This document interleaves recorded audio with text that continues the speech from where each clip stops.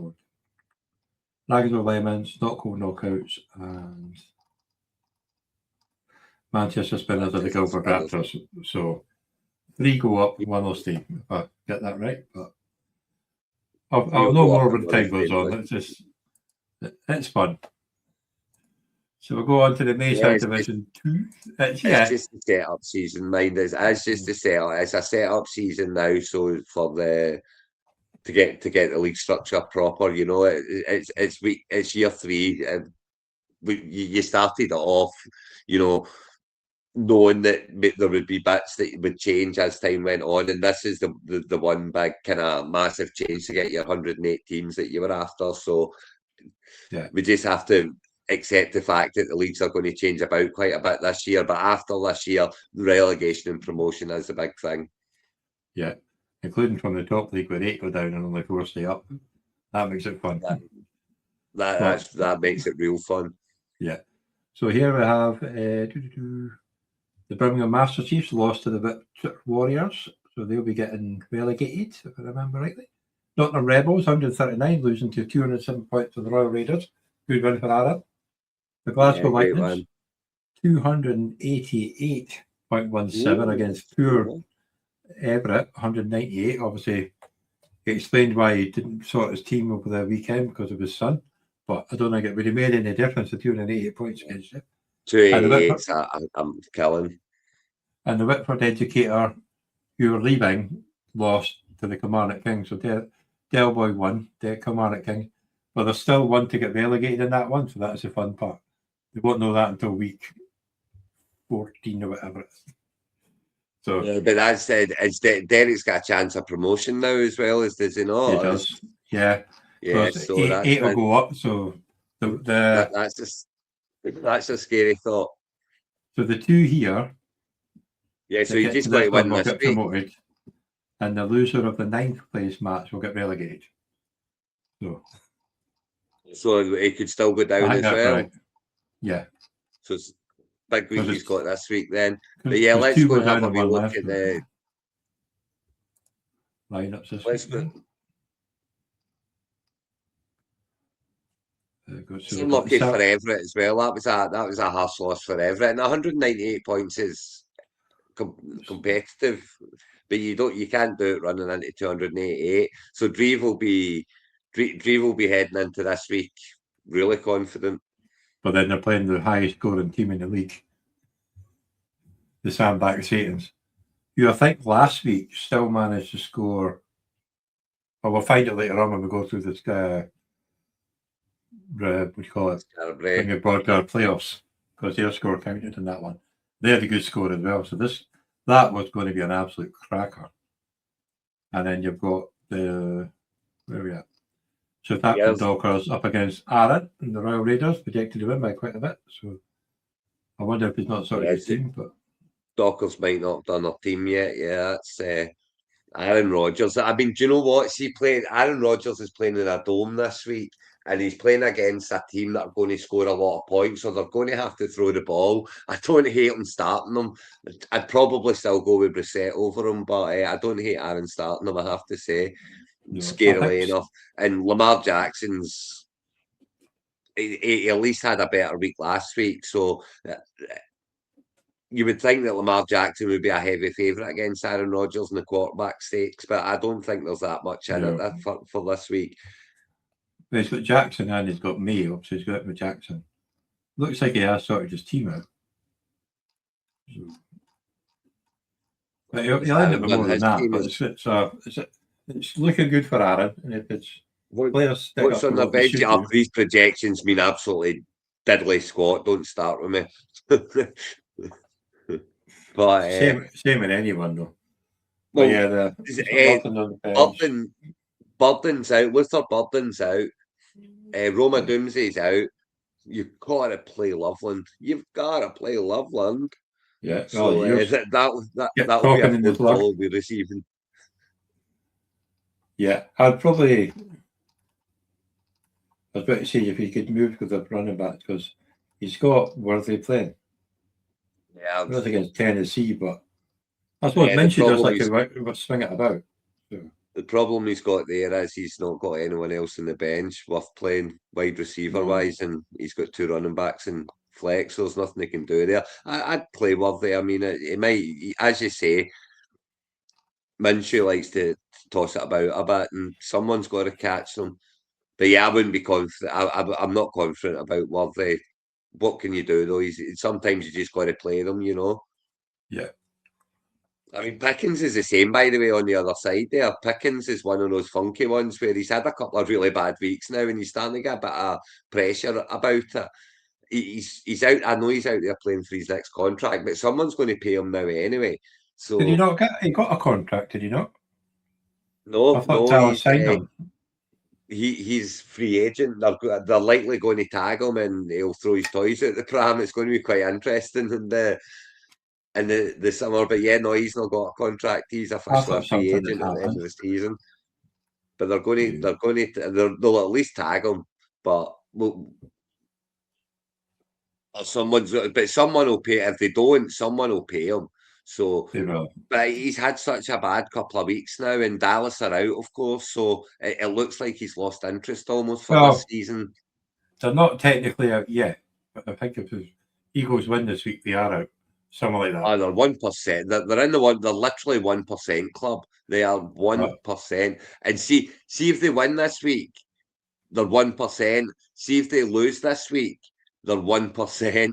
So they're not even out at the end of this week. I don't think, no matter No, what I think they happens. can. They But can be out if some things happen. But yeah, it's it's us that they need to fun catch, I hopes. believe, in 7th. But yeah, no, that's not happening. The season's done. But yeah, Glasgow Lightning and Sandbach Satans. Let's have a wee look and see what's going on in there. The other semi-final. This is going to be a high scoring game. This one. I Look mean, at that. Swift is this time last week. I'd be saying, "Oh, don't play Swift. That's silly against the Packers defense." But this week, I'm saying, "Get Swift in there against that Packers defense." So Oh, look at him. Look that's at he did against a bit of Cleveland's a swing. defense. Yeah, I mean they've got a good defense too, and he just the 2 touchdowns he got last week.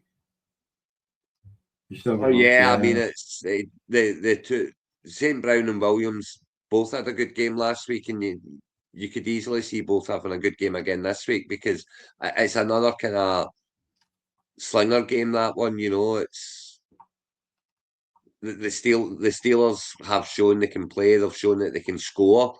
So, and Detroit have showed that they can be scored again. So I can see it. I can see a lot of points in that game. And again, not my favourite tactic of playing two from the same team, but I can see what Dreve's doing, and both could easily score a lot of points again. Yeah, because Puka tonight, since Dan is Campbell took Puka over, tonight. he's been getting them. Is it just Puka? Is it? Puka tonight's a big one, against Seattle. That's a very, very good defense. But and at 11, the two of them being what is it? 11-3, they both are 11-4. 11-3, yeah. 11-3, yeah. So it's such a big game, and in the big game, the big players usually stand out, don't they? So I think Sandbach Satans will be trying to And stay up to watch the game if they're from the UK, and it will be, hoping yeah. And hoping for good things. of course, Adams probably going to be out. I don't know if he confirmed yet, but it's no way he's playing if he's done his bloody hammy again. Yeah, there's no Adams isn't playing. There's no way No, Adams is playing. It's not a chance. But I'll tell you what, they're not. You have to say that it's a little bit of harshness that Sandbach Satan's on their bye week. Kyle Pitts goes and has his career day because he's up. So that's got to be harsh. I don't see that being repeated, but he'll take anything that he gets from him. that's the thing. If London doesn't play, he probably got all the targets again. No doubt, So, absolutely. And even if London does play, how fit's he going to be? So it could be that he's out there more as a decoy, and Pitt still gets a big week. And he's shown that he can do it. That's the thing. He has shown that he can do it, and he's shown that he can do it with Cousins. and I don't think Etienne's going to do the same as what he did last week against that Denver defense. No, I think it's safe to say that Etienne. Yeah. I think that 18 points is rather hopeful in the projections. He could In maybe play fact, I'd be Cora, to tempted be not honest. to even play him, but who do you put in his place? Shahid, Goram. He is the number one, and Tootin's out, isn't he? Tootin's out, so he'll be a kind of bell cow. So yeah, no, I probably would end up keeping him in. And they've been again. They're not a pretty team, but they're winning.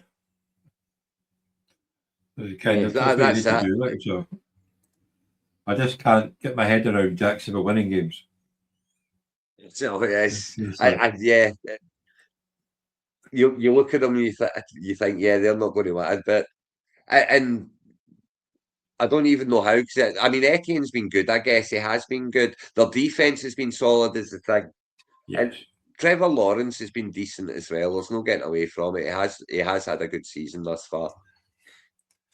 He has indeed. So the other games will be between the Kilmarnock So Kings. Big one for Kilmarnock Kings against Chester Hurricanes. They've got to win that to get a chance to get up or go down. Well, he's got Love, McCaffrey, Henry. He's got Pittman in. Evans, Metcalf, Kitiki, Stevenson, Tracy. It's a good team, but he's up again. Well, Algier. He might get the goal line touches again. Don't talk to me about Algier. Do you want the story on Algier? Go on then. Give me a laugh. So last week, I'm going to stay up and watch a game, and I want a decent interest on it, So I'm kind of going and I'm hunting about my teams and looking to put in the play, Bucks or Falcons. So anyway, local shop for local people. The Dynasty League that we're in, that's got all the a big massive defense, a whole squad of defense. So I'm in the playoffs there, and I've finished the season really well after a horrendous start. So anyway, I've got Kenneth Gainwell in, and I'm looking, and Algier's on the bench. I thought he had a decent week last week, and he's getting the touchdowns, he's getting the goal line carries. Oh, I'm going to put him in, but I had to take out Gainwell for him, so I took Gainwell out and I put him in. And of course, he scored 2.3 points. Gainwell scored 23 points, and I lost by 17.